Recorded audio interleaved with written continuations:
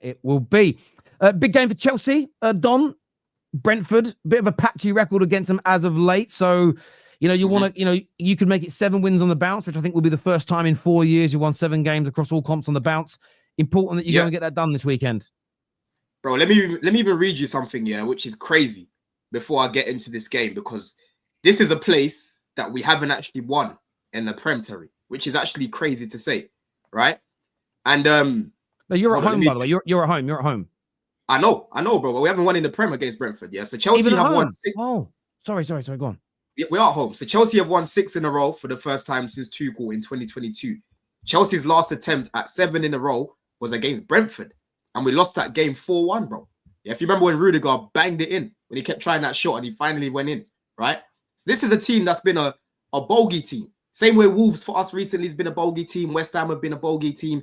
Everton, Brentford's another one, right? And I'm not taking this game lightly, man, because they score goals. You know what I mean? They've got a good midfield with the likes of Norgard, Damsgaard. They've got Janelt in there as well. They build up quite well from the back with their fullbacks as well. Mbeumo and Wissa have been very good in front of goal. And ultimately for me, Terry, this is another game where we need to make sure that we're winning that midfield battle. Because the way Brentford play, they combine very well with each other. They remind me a bit of how De Zerbi used to play with Brighton, right? That double pivot they tend to have in the midfield with Norgard and Janelt, they tend to sort of roam that area together. And Mbeumo tends to be in between the lines, just picking it up. It's similar to what we do with Caicedo and Lavia, for example, or Caicedo and Enzo when they play in a pivot, So for this one, I'm hoping Maresca will probably invert Caicedo again. I don't know if Lavia is going to be fit for the game, in all honesty. If he's not, then you're probably going to see what you saw against Spurs in the second half when Gusto was the one playing at right centre-back, Cucurella going in between the lines and so on. But ultimately, bro, I think we're going to beat them, innit? I think right now, we're very confident. We've got a good manager. We've got better players. Last year, again, we lost to them at the Bridge. We drew away. But that was Poch playing some negative lineup. I think we had 2 attackers in both games, 3 attackers in both games. You know what I'm saying? So this time around, Maresca's obviously going to want to go for the win, but I don't see us keeping a clean sheet, man. That's the problem. I don't see us keeping a clean sheet. But I reckon we'll put at least 3 past Brentford. I'll be real. Defensively, they're not all that. They're not all that. Yeah, aren't they traveling bad away this season as well? They don't travel well. The Premier League, I heard. They haven't been traveling well. Look at that now. Yeah, wow. Yeah, they've played 1, 2, 3, 4, 5, 6. They've played 7 away games, lost 6 and drawn 1. Yeah, exactly. They don't travel well. They don't travel well. But like I said, we've been Brentford's charity boys recently. You know what I mean? But I can look at the past games recently. A lot of it's been down to tactics and just poor quality. Right now, I don't see a team like Brentford beating us. You know what I mean? I'm wary about them, but Ten Hag United beat them. So. Yeah, exactly. They were terrible when they came to Old Trafford, man. I can't lie. That game, they were bad. The way they were playing, just even lacking intensity. Mbeumo was shit that game as well. Was it Maswari that marked him in that game? Or was it Dalot? Might have been. Yeah. This is one of those matches where you guys are. I mean, a lot of Chelsea fans this week. Because I did a video last week saying I feel you guys are in the title race based on my definition of the title race, of course. The amount of Chelsea fans all week that have just been replying with the same. It's almost like you guys are in a group chat somewhere and you're like, guys, we've got to tell nobody we're in the title race. We are not in a title race. We are not in a title race. Terry, I love you, bro, but we are not in a title race. I feel like you are, but these are the games where if you're going to be serious about it, you've got to win this match because they're awful away from home. You're in the title race. This is the kind of game where you cannot afford for any reason to be dropping points, in my personal opinion. No, 100%, man. 100%. Like I said, we need to start. You ruined the game, Terry, by the way, for these guys. The fact that no one wants to claim they're in the title race, I just find it embarrassing. I'm not going to lie. I'm not saying you, though, because I don't even know what you said about it yet. But it's PTSD. Huh? It's PTSD stuff because people don't want to say it and then basically put bro, who cares, bro? Everyone's scared to get clipped. Like, what's gonna happen, bro? If I say something, I get clipped. Like, is Lawless gonna come to my front door and punch me because I got a wrong? Like, bro, who cares? Some of these people you're probably never gonna see in your life, anyways.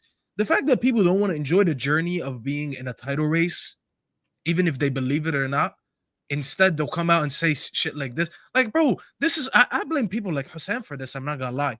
The whole fucking leopard on the tree and shit. Bro, this is what the culture has become. You're going to have 2 teams in a title race, and no one is near them, they're gonna be like, no, we're not in the title race until like March. Like, bro, Yeah, you're in first and second place. How could you factually not be in the title race? It's not even PTSD for everybody. You've also got this. Some people, and Sam is one of the worst people in the world for this. No matter how good Liverpool are, no matter how good the story is, he always wants to make it sound better. So there's a lot of Liverpool fans that want the underdog story. And there's also the element of people reaping what they sow. So, for instance, when Man United in the first season of the Ten Hag were predicted to come mid-table and not win a trophy, and we finished third and won the League Cup and got to the FA Cup final, people would not say the words United achieved above expectations, because they said expectations changed during the season. People set that precedent in the fan discourse. Then when their team starts a campaign, they're expected to get top four, and they're suddenly top of the league. They don't want the same logic to be applied, that the expectations within the season change. No, everybody wants to change other clubs' expectations based on new information, but they want their clubs to remain the same. And the problem is, it is just so intellectually dishonest and actually quite boring. You have to, of course, Man United right now, our expectations have changed from the beginning of the season because we've been poor, right? And a team that does better than expected, the expectations rise, and football fans can be a little bit predictable and boring when it comes to that, in my opinion. And I think Chelsea, it depends on your definition. If you're someone that thinks that it's not a title race until the last 10 games, then I understand your definition is different. But for a lot of people saying we're not in it, why? Oh, I don't want to put any pressure on us. I don't want to jinx us. It's just weird to me. That's pretty like, I don't agree with this. Not a title race till the last 10 games, man. Because that must be a new thing. Because I think we've all been watching football for a very long time, and I've enjoyed lengthy title races throughout the season where we've seen teams go above and below and dip, and that's the whole thing. If you have a title race that isn't even a third of the season, then what's the point of that? Like, I agree. And Babs here says Terry's fault for the football gods. Saying you're in a title race doesn't upset the football gods. And it's I take away from the football gods thing, because not like I'm talking like they're real. It doesn't tempt fate. Yeah, we're in a title race. That's different from going, we're in a title race, we're going to batter everyone, we're never losing again this season. You watch. You don't have to act like a dickhead to say you're in a title race. It's not. They can be very much exclusive of each other. You don't win anything with kids, though. I like that. Should Mainu play as the 10? His playing style could resemble David Silva, even if he isn't as good as him. He's a hindrance in deeper positions. I mean, it's off the subject, but we've read it out now. Staffy, what do you do very quickly? Would you do that? Yeah, I don't think he has the best partnership right now to play in a pivot next to Ugarte or Casemiro. I don't look at him as a box to box. Like he could do the deeper role, but in the system that we play right now, I think he might be better suited for the 10. I wanted to see him in a double pivot. I'm not gonna lie, it doesn't look that good. He just looks like he's doing all the individual things that he was doing under Ten Hag, but as a cohesive midfield, I don't see him playing a role. So maybe in the 10 he'd look better, because we've seen him look better in the final third. He does play better in the tight spaces. I don't think he necessarily has a very creative back, but he could get past a couple players. He does know how to string a couple passes. So maybe that would be his role. I think that's one of the biggest things that Emram has to find out, is that when you have a talent, you try to find the best position for them. Yeah. He's doing the same thing with Ahmed. We put him on the right, and now last game we put him. Yeah, he's finding the position. I also think he's holding Mainu back rightly physically. We will talk. A lot of people want to see him play more, but I'm not going to remember what we were saying under Ten Hag. He's playing too much, so let's just slow down. Ronin says we are 100% in the title race. May not have all the perfect pieces, but are dangerous as anyone. These young players are embracing the pressure. I agree, and there's nothing wrong with you want to apply a little bit of pressure, and if they crumble, it'll make them stronger.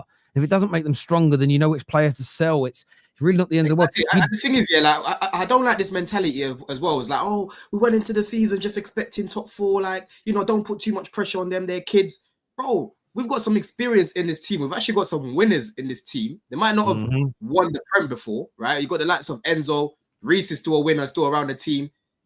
Fucking who else you've got? You've got like, for example, Ben Chilwell's not playing, but he's part of those sort of winners where he can sort of share his experiences and whatnot. You know what I'm saying? So right now, people are just running away from it, bro. For me, Terry, I want us to just keep going, keep doing our thing. You know what I mean? Keep plugging away, right? Just in case Liverpool slip up, and you never know. And you never know what we're going to do in January as well, bro. You know what I'm trying to say? So that's how I'm kind of looking at it, man. I know defensively, we're not the best, but I'm looking at teams around us. We haven't even got the worst defense in the league. As bad as we've been defensively, I think we're at the third best defensive record before the last game, bro. It's crazy. I agree. Before we move on.